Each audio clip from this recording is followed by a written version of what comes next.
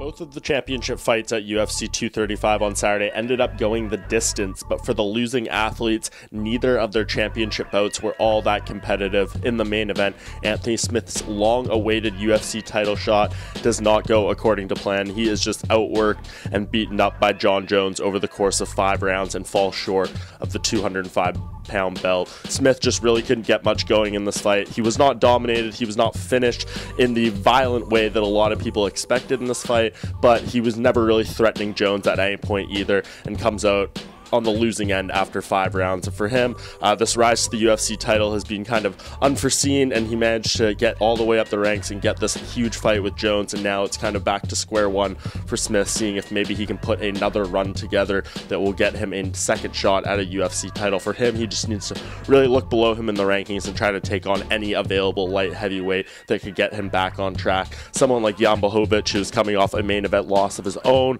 against Thiago Marreta Santos, who's going to be fighting for the title against Jones, it seems, so that could be a quality win to help Smith get back on track. He just needs to find a name out there that is available. He matches up pretty well with almost anyone in the top rankings at 205, and I think that is a compelling matchup for him against Blachowicz. As far as the co-main event goes, Tyron Woodley finally loses his UFC welterweight championship, a one-sided loss to Kamaru Usman in the co-headliner. Woodley really just couldn't get anything going in this fight. He's shown a lot more explosiveness, a lot more diversity in his game in previous outings, and in this one he just did not show up to the dance. Really was thrown off his game by Usman's pressure and his offense, and Woodley's reign comes to an end after 4 defenses. Afterwards, he said he would like an immediate rematch at Usman, but the UFC is already moving on with its welterweight title plans. Colby Covington seemingly getting the first shot at Usman, which leaves Woodley in a difficult position. His relationship hasn't been great with the UFC brass over the years,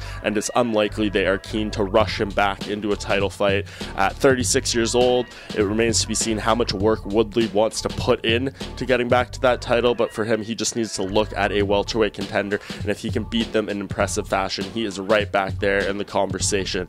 A fight I would like to see for Woodley is against Rafael dos Anjos.